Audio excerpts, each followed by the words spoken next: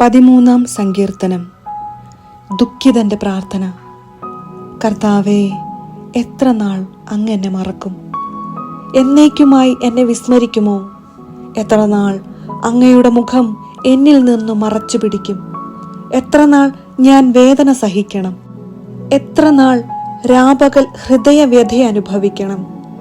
എത്ര നാൾ എൻ്റെ ശത്രു എന്നെ ജയിച്ചു നിൽക്കും? എൻ്റെ ദൈവമായ കർത്താവേ, എന്നെ കടാക്ഷിച്ച് ഉത്തരമരുളണമേ.